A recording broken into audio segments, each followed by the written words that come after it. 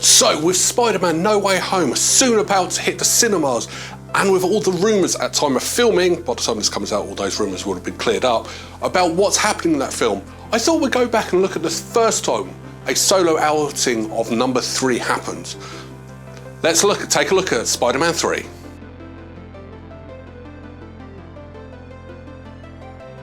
Spider-Man 3 is a 2007 American superhero film based on the Marvel comics of the same name. The film's set about a year after the events of Spider-Man 2, and it follows Peter Parker as he prepares for his future with Mary J. Watson facing 3 new villains: Flint Marko, aka the Sandman, his best friend Harry Osborn, and a more venomous creature. When the film was released, it received mixed reviews from the critics, who did praise the action sequences and visual effects, but they were polarised over the plot and pacing. So what have I found wrong with the film? Well, let's discuss 10 things wrong with Spider-Man 3. Number 10, avoidable injuries.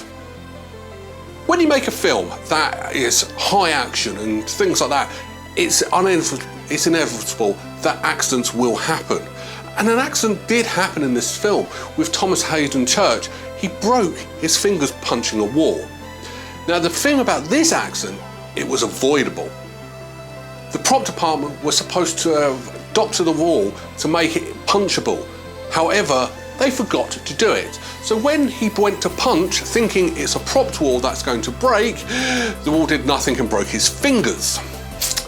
Not a good way to promote a film when your lead actors are breaking hands because your prop department doesn't do their jobs properly. Number 9, the film should have been split. Strange enough, I thought this one before the film came out and I watched the trailers, that the film should not have actually had Venom. It should have had the symbiote and the black suited Spider-Man. That bit was cool. But end the film on a cliffhanger with Eddie Brock turning into Venom. That means you can develop Venom that so much more, just like they've done with the rebooted version of Venoms. But the fact that they've shown the evil Spider-Man then spearheaded in Venom, it's too much crammed in. I know splitting films is now the norm nowadays, but back then it was a rarity. But this could have started the trend and really got the film going. But too much. Split it over 2 films, it would have been a little bit better. Number 8, Uncle Ben's killer. Why did they do this? One of the praising points of Spider-Man 1 was its closeness to the source material. So what does this film do? It changes the source material and retcons the first film, which was brilliant, by saying that Sandman, before he became Sandman, killed Uncle Ben. Why? Just to, build some tension for Spider-Man? It didn't work. It actually alienated comic book fans. It wasn't that good. No, why did you do it? It's just wrong. Number 7, William Dafoe. Did you know William Dafoe was in this film? I'm being serious. William Dafoe is actually in this film, not as Norman Osborn, as an extra. So you've got this A-list celebrity as an extra. And what makes it even worse is it's not even very well hidden. At the jazz scene, when Gwen Stacy and Peter Parker sit in front of a table, and that's William Dafoe sat behind them. The original Green Goblin, he sat behind them. Now, I know why he's done this. Sam Raimi does get high-profile actors as extras into his films. But if you're going to do that, put them out the way so it's a blur or you don't see them. Not straight behind the main actress so you can see quite clearly who it is. It's very off-putting when you see that. Number 6, dating. I didn't get this at the time and it still bugs me now. But Eddie Brock was dating Gwen Stacy? No.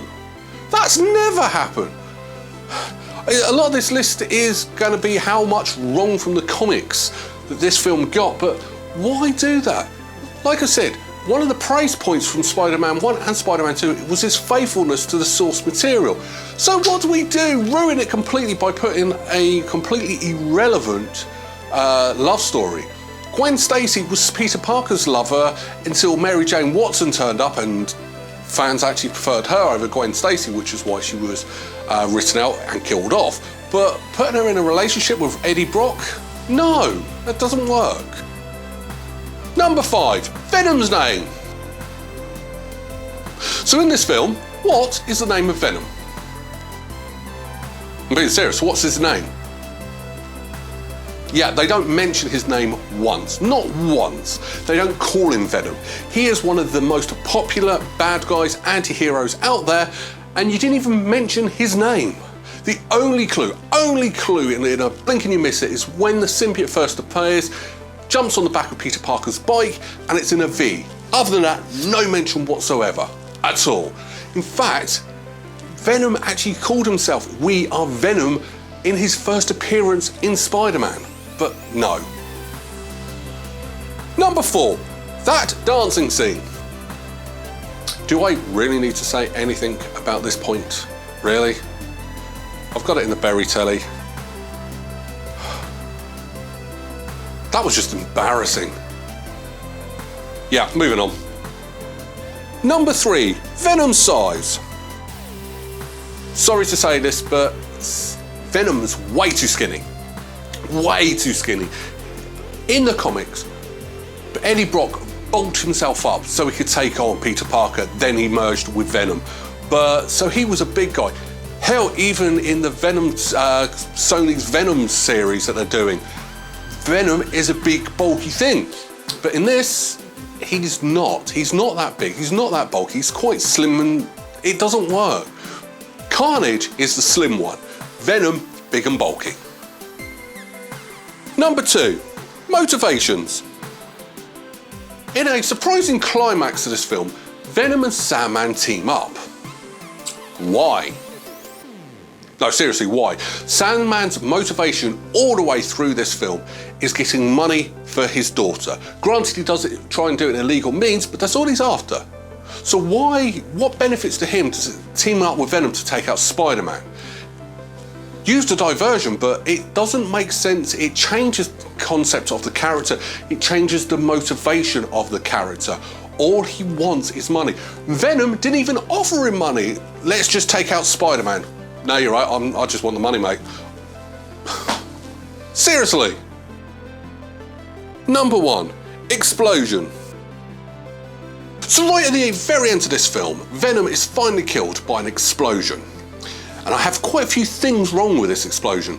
First of all, when Peter Parker throws the grenade, Venom sort of latches onto it. Why does he do that? He knows there's something dangerous, everyone's cheering, he knows it's a weapon. Just make yourself go, the grenade goes through you, you're fine. But also, it was a big explosion. And I mean it was a big explosion. It actually puts all the pipes around it outwards. Yet Peter Parker, who stood right next to him, was undamaged. It vaporized Eddie Brock, and if you don't believe me, when you actually watch it, you see the skeleton of Eddie Brock. So it vaporized him. That's how powerful this explosion was. But standing next to it, now I'm absolutely fine.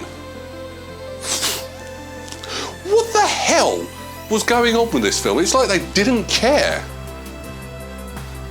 Final thoughts.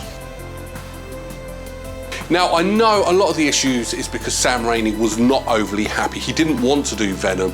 He was forced into doing this by the studio. And I think that's where the problem lies with this film. A lot of studio interference. And it shows. You've got the Green Goblin, which to be fair, should have been the main villain of this film. It'd been building up since the first film. The relationship between Harry and Peter culminating in this film would have been brilliant. The Sandman, I actually don't mind the Sandman being in the film. It would have been a good, extra bad guy. Didn't need to add in that extra tension. You've got the tension between Harry and Peter. Why add it in again? I like the fact the black suit was in this film and having it change his personality. All of this would have worked perfectly, but you've added extra. Putting Venom in, like I said, cut the film and put that in the next one. Have it, or even if they didn't make the next one, what a brilliant way to end the film series. And that's the thing, they've tried to cram too much in to tie it up. One of the beautiful things about the first 2 films was it left seeds for future films.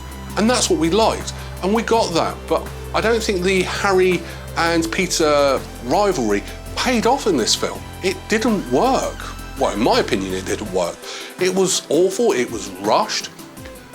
The film seems to have dropped in quality as well. I know people praise it for its quality, but I think effects-wise, number 2 was the best of the 3.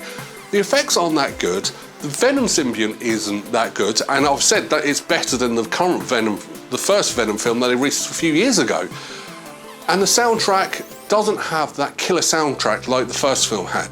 There's so much missing from this film that no wonder no one wanted to come back and do another one from it. Now, I do think they rushed too quickly and to reboot it into The Amazing Spider-Man. I do think it did deserve having a 4th outing because you've got this universe. It could have worked, it could have been repaired, but this film sort of mashed everything together and sort of ended everything. It was like not very good.